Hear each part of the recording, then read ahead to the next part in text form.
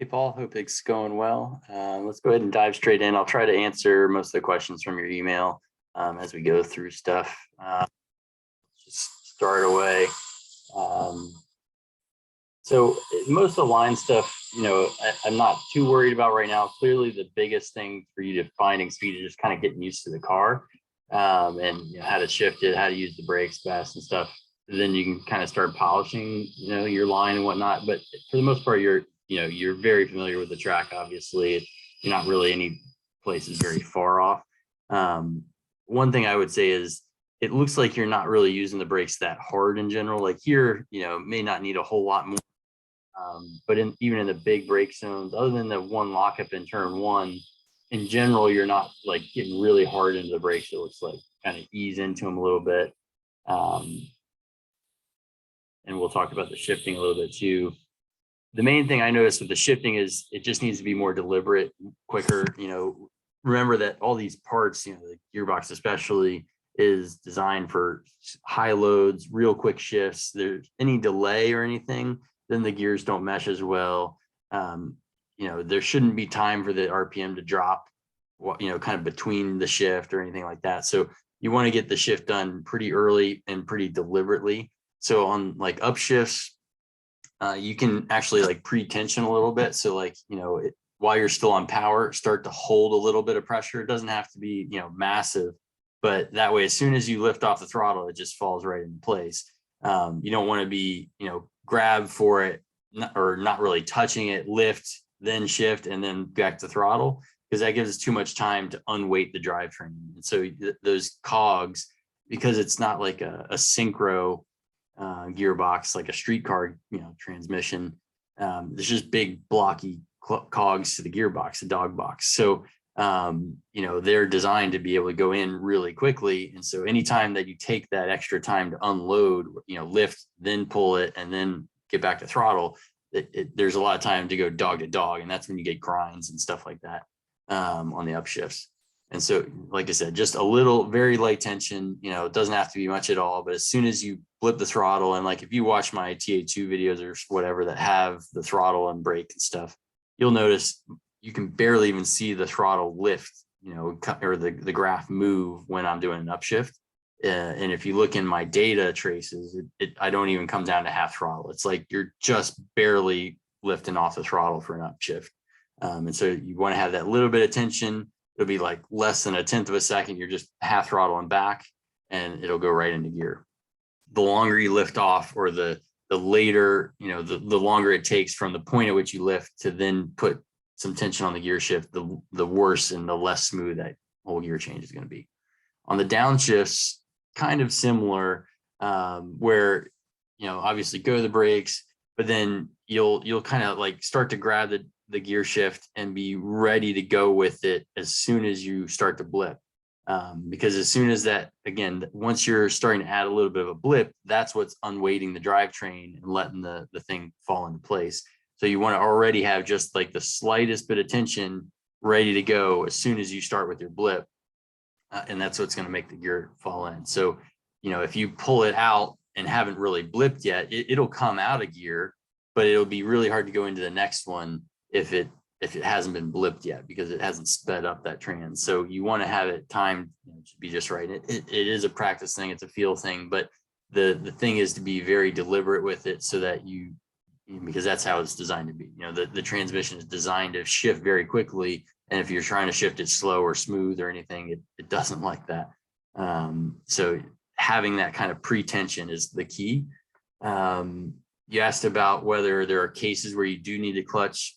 Yeah, sometimes, like if you're coasting or real low in the revs or something, there are cases where it may not shift super smooth. It shouldn't need it, but like I said, it's designed to be shifted high load, high RPM really quickly. And so when it's just cruising around or whatever, like if you're under yellow or whatever in a race, just driving around slow, you may find yourself that you want to use the clutch, but it shouldn't really be necessary. But the one thing I noticed was that in a lot of the cases, like in the backstretch, a couple of times, you'd be braking for quite a long time and, get maybe halfway through the brake zone and then start doing your downshifts. And that's also, making it a little bit tougher, because once the RPM starts to come down, it is a little bit trickier to get the timing with the throttle. It'll still do it, but it's a little bit easier if you're a little bit earlier in the brake zone and, you know, banging them off as you go rather than just brake, brake, brake, and then try to do all the shifts at one time towards the end.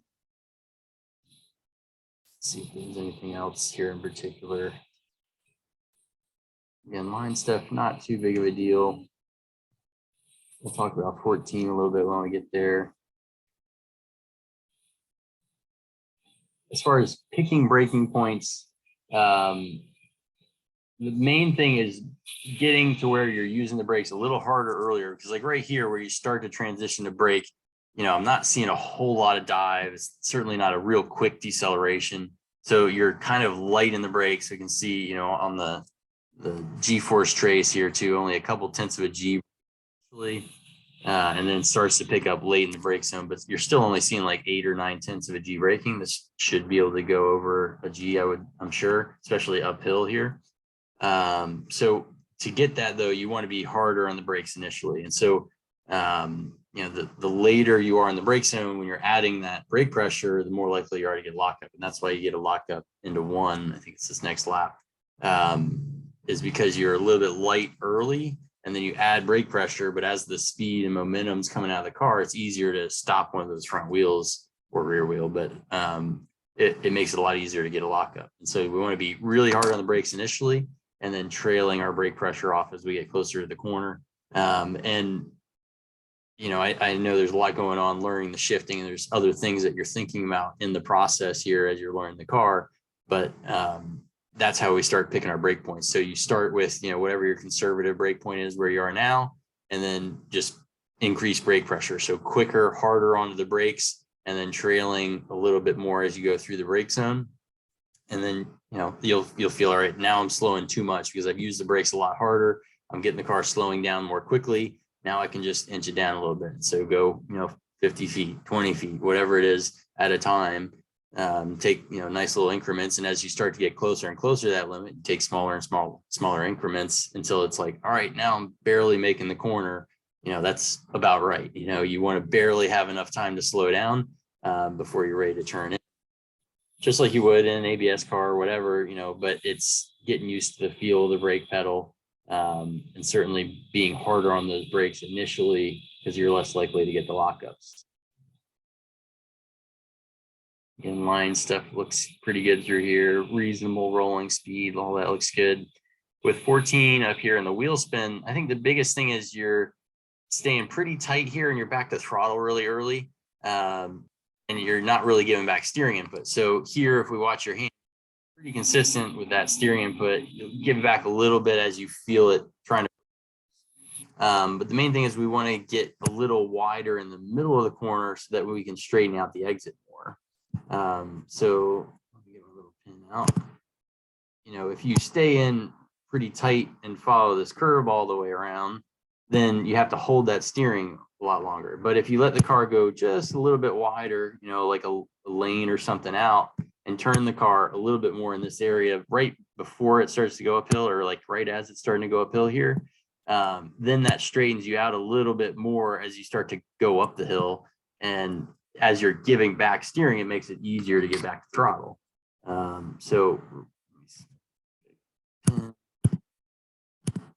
So as we step it through here, we don't want to hold this curb too tight right here. Like the widest you get here is maybe 3 feet off the curb or something. I think you want to be at least 5, 6, 8 feet, you know, a lane-ish off the corner, so that you can then start to bring it back and straight line it a little bit more. So right here where this rubber is starting to touch the, you know, you're getting a little bit of rubber on the curb. That's where you want to be coming back to touch that curb.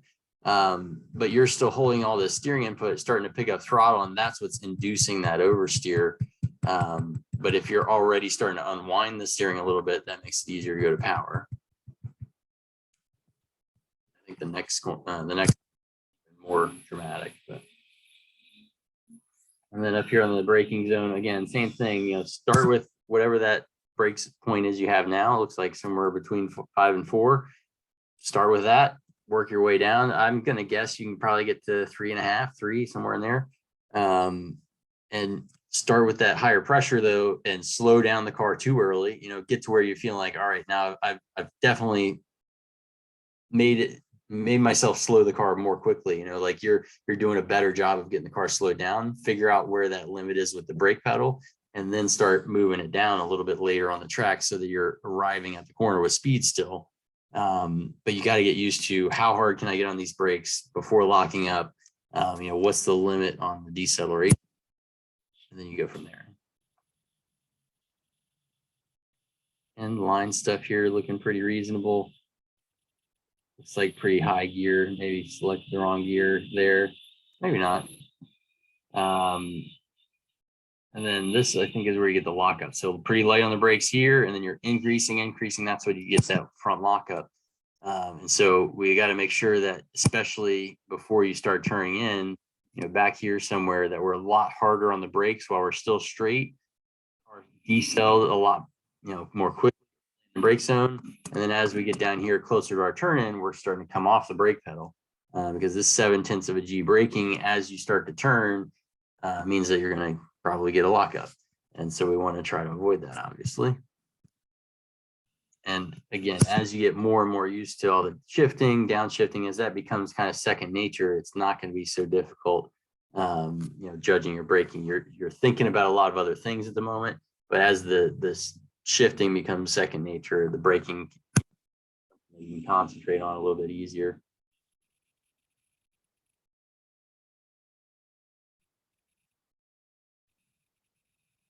And there's a lot of, there's a bit of coasting before you, or maybe light braking, but you're unloading the drivetrain, kind of coasting, and it's harder to get that timing for the downshift, the blip there. And you can watch the tach and it moves around a lot, so you're kind of loading, unloading, or coasting, and you want that more consistent deceleration while you're on the brakes so that you can be, more firm with your blip and be, timing the shift with the blip a little bit more precisely. It's really hard to explain, especially when I can't see feet and stuff, and throttle data or anything like that to exactly judge what you're doing. It is, obviously practice makes perfect, right? The more repetition you get with this, the better. But the biggest thing is remembering that this is designed to be shipped very quickly and with load on it. So the more you coast, or the slower you make it, the more rough it's going to be. And I watched the other video, the third one, where you were maybe more tired or whatever. And again, it was really hard to tell, like, maybe, what exactly was the cause of the problem, but you could tell a lot of cases where maybe you went to a higher gear on a downshift rather than low gear or something, or you let the RPM get down really low and then you didn't have enough blip to help it work or something like that. But again, very tough to tell. One other comment I wanted to make, because I did, a couple of times you either, it seemed like you got the wrong gear on a downshift, especially. Some things to think about. So when you're going first to second, you're on the left side of those gates, is when I would typically like overhand it, if you will, and grab it kind of like making a fist and, pull first to second, because that puts a little bit of tension towards you. So it's keeping it on that left side gate, first to second or second to first. But maybe going second to third, you might grab it like this and kind of push it away from you. You can grab it, and push it. Same with third to fourth, you would kind of grab and pull down, because that puts a little bit of natural tension to the right to keep it over to the third, fourth side. And then likewise, if you're going third to second, it's up here. I know you're looking at reverse, but you get hopefully the idea. You would grab it kind of overhand and pull down, because that puts tension back towards you again. So, I don't know if you've ever heard that. I can't tell exactly what you're doing with your hand position there, but maybe, that would be helpful for you, to make sure that you're not getting to the wrong side or another, while you're making those shifts. Let me take a look at your email again and see if there's anything else.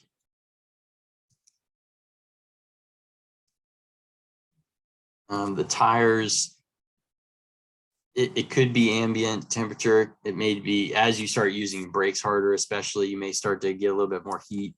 So I wouldn't be against making an adjustment, so if you're starting at 18 and you want to get to 26, but you're only getting 24, start 2 pounds higher, until until you start to get to the point where it's growing that much that you're over pressuring or something, go ahead and make an adjustment for that. There's nobody that, there's nothing that says that you have to start at 18. We want to focus on whatever that hot temp is. So don't worry too much about how much it's growing, because it is going to change with how long a run you're doing, what the ambient temperature is.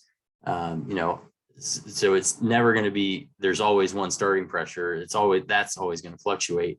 What you want to target is wherever that hot pressure is. And it also matters, how much do you drive slow on the way in? Are you driving hot all the way to the pit in? Are you checking it immediately? Is somebody else checking it for you? Is it drive back to the paddock and park and then check? There's a lot of variables there, and trying to make that a little bit more of a consistent process too will help you with exactly how much pressure you have and how much it gains and stuff like that. Talked about the braking, talked about shifting. I'll answer your seat question, but basically I don't know what your reasoning for wanting a different seat might be. I don't have anything against the aluminum seats. Sometimes sports car guys will have a problem with that or whatever, but there's no reason they're bad. They're very good seats. So if it's comfortable for you, I would stick with it. If it's not comfortable, it doesn't fit, if you can pad it up, that's great. It's mostly a fitment and comfort thing. So, the best thing I can tell you is sit in different seats, even if it's just walking around the paddock and, looking at different brands and saying, asking the guy if you can sit in his seat. Most people let you do that at track days, and that way you can get an idea of what actually fits you the best, what's the most comfortable. I don't know what kind of space restrictions you might have in the car, but usually a stock car is pretty roomy. You can fit just about any seat you want. Ultimate safety would be like a Hendrick seat, a carbon seat, which a lot of the stock cars come with, and you can sometimes pick those up used on, from some of the sports cars stock car, like used parts places. I really don't know what those run though. But I mean, there's loads of different seats. I've got a Race Tech. I ran the TA2 car this weekend. I've run aluminum seats before. Again, it's really just a preference thing, what you feel comfortable in. Most of them are going to be pretty safe, but they're going to be more safe the better they fit you. If you're flopping around in the seat, it's less safe. But whatever makes you more comfortable. And a lot of times, if the aluminum seat's a little bit big, maybe do a foam pour kit. I don't know if you've ever seen those, but basically put a big plastic bag in the seat, pour a liquid foam in there, sit in it, it forms around you, and then you get a nice custom molded seat. There may be somebody at the track there that could help you with it or whatever. That's obviously a great way to go, having a custom fit. But hopefully that'll help out. Let me know how that goes. Hopefully you have a good time racing next week, and let me know. Talk to you soon.